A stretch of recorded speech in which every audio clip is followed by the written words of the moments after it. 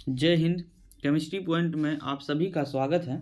आज हम BPSC TRE 3.0 के जीके जीएस के महत्वपूर्ण प्रश्नों के सीरीज को लेकर के आए हैं।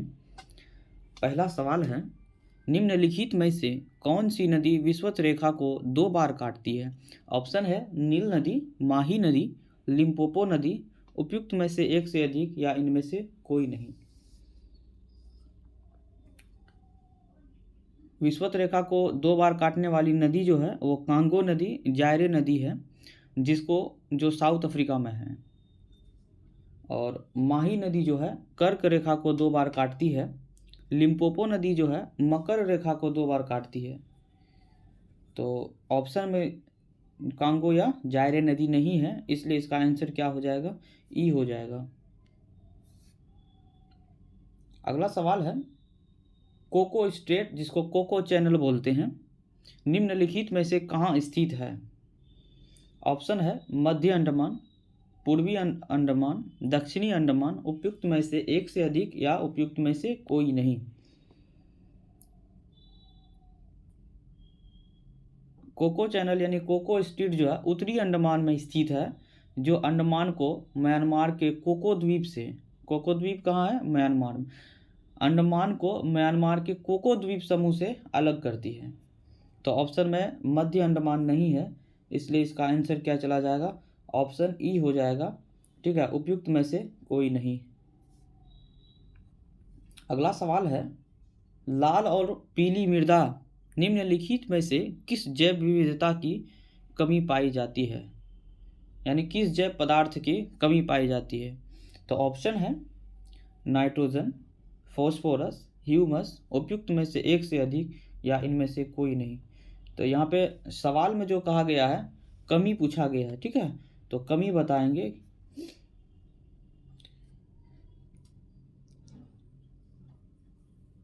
तो इसका आंसर हो जाएगा ऑप्शन डी, यानी नाइट्रोजन की भी कमी पाई जाती है, फॉस्फोरस की और ह्यूमस, तीनों की, लाल और पीली मृदा में नाइट्रोजन, फॉस्फोरस और ह्यूमस। अगला सवाल है, 2011 की जनगणना के आधार पर भारत की जनजातीय जनसंख्या भारत की कुल जनसंख्या का कितना प्रतिशत है? 8.5%, 8.6%, 8.8%। तो इसका आंसर हो जाएगा ऑप्शन बी, 8.6%। यानी भारत की जनजातीय संख्या में कुल जनसंख्या का 8.6% पाया जाता है। अगला सवाल है, चिरौंद, ठीक है, निम्नलिखित में से किस प्राचीन सभ्यता से संबंधित है? नवपाषाण काल, चालकोलिथिक, वैदिक सभ्यता, उपयुक्त में से एक से अधिक या फिर उपयुक्त में से कोई नहीं। तो इसका आंसर हो जाएगा ऑप्शन ए, नवपाषाण काल। यानी चिरौंद का जो क्या है संबंध है वो नवपाषाण काल से है। अगला सवाल है, प्रसिद्ध अशोक स्तंभ, उनके शिलालेखों को साम्राज्य के विभिन्न हिस्से में खड़ा किया गया था। मौर्य महल के निर्माण के बारे में किस स्तंभ पर शिलालेख है? सारनाथ स्तंभ, रामपुरवा लायन कैपिटल, लौरिया औरेराज स्तंभ, या फिर उपयुक्त में से एक से अधिक या इनमें से कोई नहीं। चौथा और पांचवा ऑप्शन जो है ना एज इट इज सेम रहेगा सभी क्वेश्चन में। तो इसका आंसर क्या होगा? इसका आंसर हो जाएगा ऑप्शन सी, लौरिया औरेराज स्तंभ। अगला सवाल है, निम्नलिखित में से कौन पटना के प्रथम अंग्रेज मजिस्ट्रेट थे?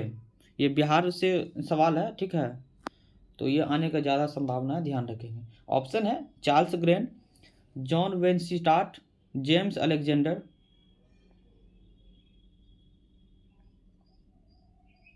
तो इसका आंसर क्या होगा? Charles grand. चार्ल्स ग्रैंड प्रथम अंग्रेज मजिस्ट्रेट थे पटना के।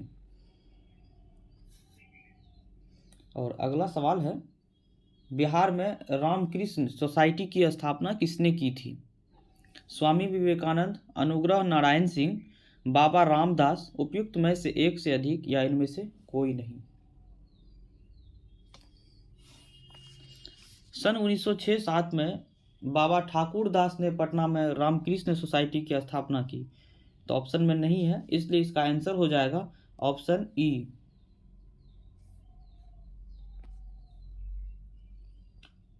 अगला सवाल है, दिल्ली सल्तनत के शासक इल्तुतमिश ने बिहार पर कब आक्रमण किया था? 1210 में, 1222 में, 1227 में। इल्तुतमिश बिहार पर कब आक्रमण किया था? तो 1222 में, ऑप्शन बी। अगला सवाल है, किस राजवंश के दौरान बिहार राज्य का नाम बिहार रखा गया? तुगलक वंश, खिलजी वंश, तुर्की वंश। इसका आंसर हो जाएगा ऑप्शन सी, तुर्की वंश के समय बिहार का नाम बिहार रखा गया था, ऑप्शन सी।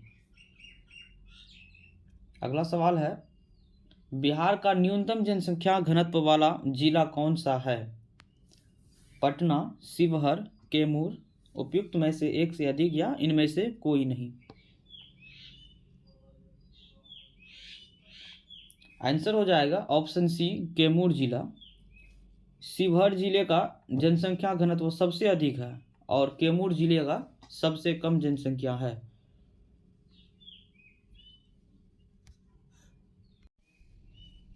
तो आंसर क्या होगा? ऑप्शन सी, कैमूर जिला। अगला सवाल है, बिहार की जनगणना 2011 के अनुसार 2001 और 2011 के बीच साक्षरता दर वृद्धि थी, यानी कि 2001 का और 2011 के बीच कितना मतलब साक्षरता दर बढ़ गया, एजुकेशन रेट बढ़ गया, वही पूछा गया है। 15.4 या फिर 14.8, 14.6। तो इसका आंसर हो जाएगा ऑप्शन बी, 14.8। अगला सवाल है, भारत सरकार अधिनियम 1935 के अनुसार केंद्रीय विधान परिषद में बिहार के सदस्यों की संख्या कितनी निर्धारित की गई थी? 7, 8, 10। तो इसका आंसर हो जाएगा ऑप्शन बी, 8। अगला सवाल है, भारत छोड़ो आंदोलन के दौरान बिहार में कहाँ समानांतर सरकार गठित की गई थी? ऑप्शन है सुल्तानपुर, भागलपुर, मुंगेर, या उपयुक्त में से एक से अधिक या इनमें से कोई नहीं।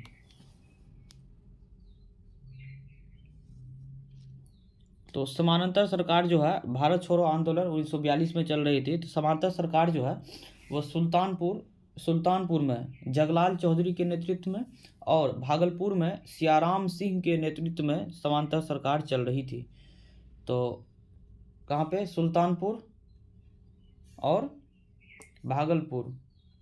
तो इसका आंसर क्या हो जाएगा? उपयुक्त में से एक से अधिक। आंसर चला जाएगा ऑप्शन डी। अगला सवाल है, विजयनगर प्रशासन की सबसे छोटी इकाई कौन थी?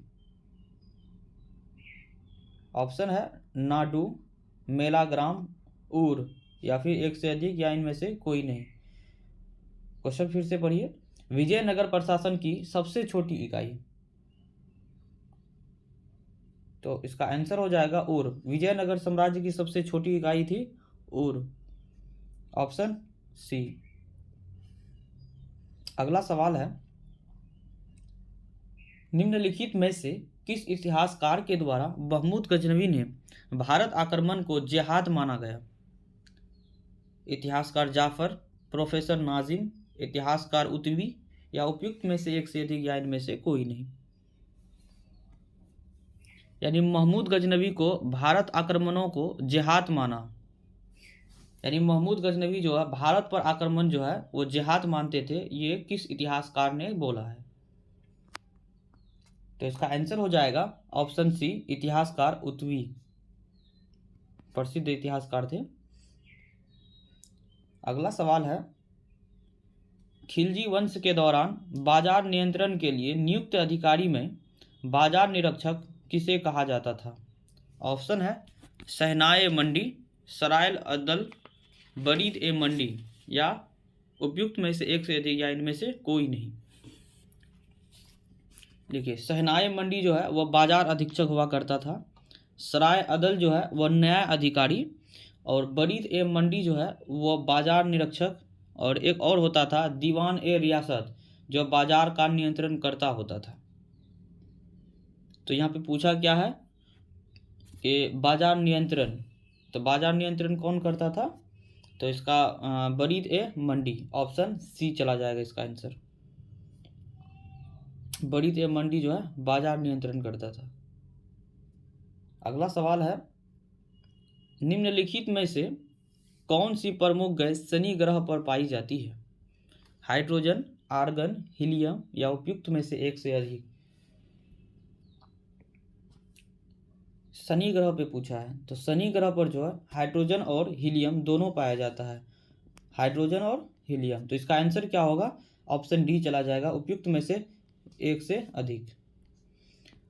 अगला सवाल है, निम्नलिखित में से किस अभिलेख में अशोक को बुद्ध शाक्य कहा गया है? मास्की, नेत्तूर, सारनाथ। तो इसका आंसर होगा मास्की, यानी कि मास्की में अशोक को बुद्ध शाक्य कहा गया था। ऑप्शन ए चला जाएगा इसका आंसर। अगला सवाल है, कलिंग के राजा खारवेल का संबंध था रतभोजक वंश से, चेदी वंश से, चेर वंश से, या उपयुक्त में से एक से अधिक या इनमें से कोई नहीं। तो खारवेल वर्तमान कहाँ पड़ता है? उड़ीसा में। तो इसका आंसर हो जाएगा ऑप्शन बी, चेदी वंश। कलिंग के राजा खारवेल का संबंध चेदी वंश से था। इसका ऑप्शन हो जाए आंसर हो जाएगा ऑप्शन बी। आप सभी का चैनल में जुड़े रहने के लिए बहुत बहुत धन्यवाद। आप लोग जुड़े रहें चैनल में, और हम अगला सीरीज को जल्द ही लेकर के आएंगे। धन्यवाद।